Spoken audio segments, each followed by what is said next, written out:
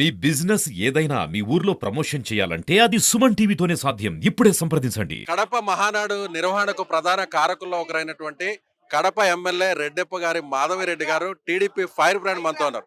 ఏంటి madam, Mahanadu success అయింది అనుకోవచ్చా? బాగున్నారా? అవునండి మేడం. మీరు నన్ను ఇంటర్వ్యూ చేశారు. అవును. సో ఎన్నికలకు ముందు మీరు గెలుస్తారని మేము చెప్పాము, మీరు గెలిచారు. సో మొత్తానికి మహానాడిని ఫస్ట్ ఇయర్ ఇక్కడ తీసుకొచ్చారు.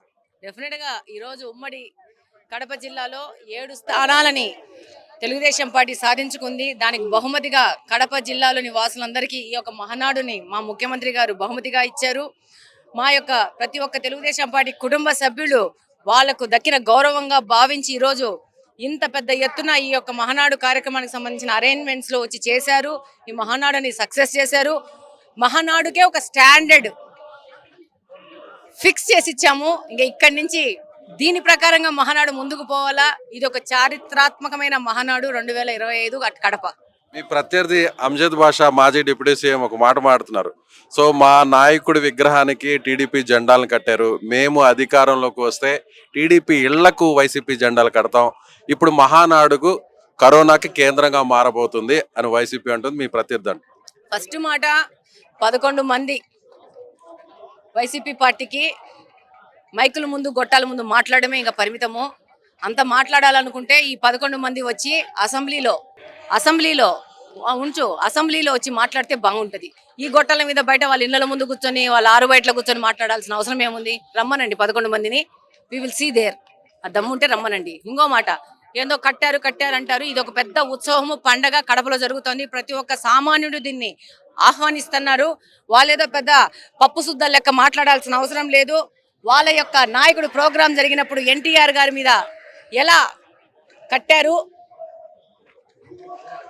గురువిందా తన నలుపు చూసుకోదంట, గురువింద గింజ తెలుసా సూక్తి? అట్టా ఇంకొకరి మీద ఒక వేలు చూపిస్తే వాళ్ళ వైపు 4 వేలు చుట్టుకుంటాయి. ఒక పండగ జరుగుతూ ఉంది, ఆ ఉత్సాహంలో కడతారు, 2 రోజులు కడతారు, మళ్ళీ తీసేస్తారు. పర్మనెంట్ గా ఆయన విగ్రహానికి గుడ్డేసే పరిస్థితి లేదు. మాకు కూడా రాజశేఖర రెడ్డి గారు అంటే గౌరవం ఉంది. ఈ రాష్ట్ర ముఖ్యమంత్రిగా పనిచేశారు. వాళ్ళకి ఎంత ఉందో గౌరవం, కానీ అంతకంటే ఎక్కువ గౌరవము యాజ్ ఏ సామాన్యుడిగా మాకు కూడా ఉంది రాజశేఖర రెడ్డి గారి మీద. కానీ ఆయన కొడుకు మీద లేదు, ఆ పార్టీలో గెలిచిన వాళ్ళ మీద లేదు, వైసీపీ పార్టీ మీద.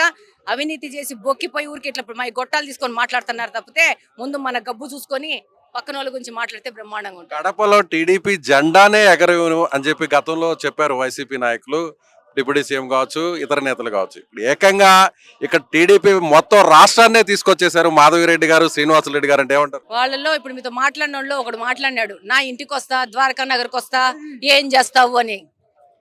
ద్వారకా నగర్ కాదు, నీ ఇంట్లోంచి బయటకు వచ్చే పరిస్థితిలోనే నువ్వు లేవు. ఈరోజు బయటకు వస్తే నేనేమన్ను, ఎందుకంటే నువ్వు నాకు రోల్ మోడల్ కాదు. జనాలు నిన్ను పరిగెత్తించి కొట్టే పరిస్థితిలో ఉంది. ఈ రోజు కడప అభివృద్ధి కోసం పని చేస్తున్నాము. కడప అభివృద్ధి మాత్రమే ధ్యేయంగా పనిచేస్తున్నాము.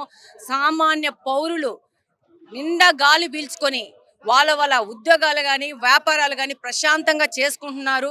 ఇంతకు ముందు ఎవరన్నా ఏదన్నా వచ్చి మాట్లాడాలంటే భయము, ఏం చేస్తారనే భయము. ఆ యొక్క భయమైన వాతావరణంలోంచి ప్రశాంతంగా గాలి పీల్చుకొని ప్రశాంతంగా బతికే వాతావరణాన్ని కడప జిల్లాలో నిర్మించినాము. అదే మా సక్సెస్. నువ్వు ఇంకా ఏమి చేసుకుంటావో చేసుకో, నువ్వు ఇంకా వచ్చేది కూడా లేదు. ఎన్నికలకు ముందు మా ఇంటర్వ్యూలో మీరు ఒక మాట అన్నారు, మిమ్మల్ని ఎంతో అవమానించారు, ఎంతో బాధ పెట్టారు, చివరాఖరికి మీరు కళ్ళల్లో కూడా నీళ్లు పెట్టుకున్నారు. ఇదే మా సుమన్ టీవీ ఇంటర్వ్యూలో కూడా చెప్పారు. మీరు అధికారంలోకి వచ్చిన తర్వాత వాళ్ళని బట్టలు ఊడదీసి రోడ్డు మీద నడిపిస్తాను అంటూ కూడా మీరు ఛాలెంజ్ చేశారు. సో మాధవిరెడ్డి గారు ఆ ఛాలెంజ్ ని నిలబెట్టుకునే అవకాశం ఉందంటారా? ఆల్రెడీ ప్రజలు ఓట్లేసి వాళ్ళ గుడ్డలు ఆల్రెడీ కూడా తీసేసినారు. ఇక మనం ప్రత్యేకంగా పోయి వాళ్ళ గుడ్డలు ఊడదీయాల్సిన అవసరం ఏముంది? వాడు మాట్లాడితే వాడికి పరిస్థితి ఉంటుందని చెప్పి ప్రజలకు తెలియజేసినాము. ప్రజల ద్వారా ప్రజల యొక్క మనసులో ఉన్న మాటను తెలియజేశాము. వాళ్ళకి అందరు బిత్తలు తిరుగుతూ ఉండారు.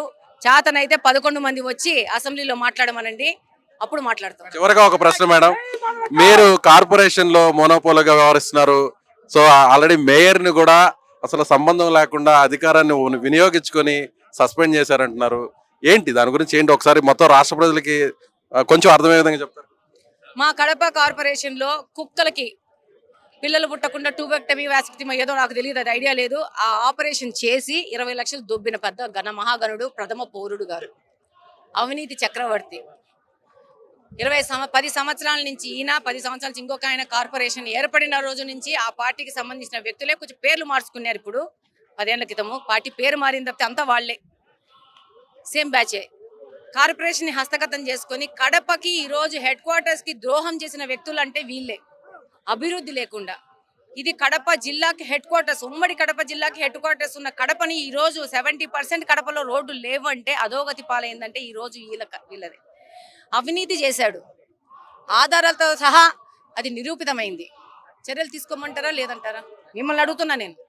తప్పు చేస్తుంటే ఎవరి మీదనే చర్య తీసుకో. అవినీతి చేసినాక, ఆధారాలతో పాటు ప్రూవ్ అయినాక ఎంత పెద్ద వ్యక్తి అయినా చర్యలు ఉంటాయి కదా. ఆ చర్యలే ప్రభుత్వం తీసుకుంది. ఆయన ఎక్కడ ఉండాలో ఆ యొక్క స్థానం చూపించింది. ఇంకా ఆయనకు ఆ పదవి వ్యామోహము కాంక్ష జరలేదు. ఒక కోర్టుకు పోతే ఇంకో కోర్టుకి, ఇంకొకటి కోర్టులు కొట్టేస్తా ఉంటే ఈయన పోతానే ఉన్నాడు. ఆ చరిత్ర ముగిసిందండి. కడపను బాగు చేసుకోవాల్సిన అవసరం ఉంది. డెఫినెట్ గా ప్రతి ఒక్క కార్పొరేటర్ సాయంతో కడపను బాగు చేసుకుంటాము. కార్పొరేషన్ లో ఒక ప్రొడక్టివ్ డిస్కషన్ కావాలా, అంతేగాని నువ్వు రాటిఫికేషన్స్ పెట్టుకుంటా డబ్బులు దండుకొని సిగ్నేచర్స్ చేసుకొని డబ్బులు డ్రా చేసుకుంటుంటే అది ఇక జరగదు. ఇన్ని రోజులు మా అడ్డా గడ్డ అన్నారు, మీది అడ్డా కాదు, మీది గడ్డ కాదు, ఇది ప్రజలు. కడపలో నివసిస్తున్న ప్రతి ఒక్క ప్రజడి యొక్క హక్కు ఉన్నది కడప. కడప రెడ్డమ్మ గారి ధైర్యాన్ని, ఫైర్ బ్రాండ్ ని మీ అధినేతలు ఎంకరేజ్ చేస్తున్నారా?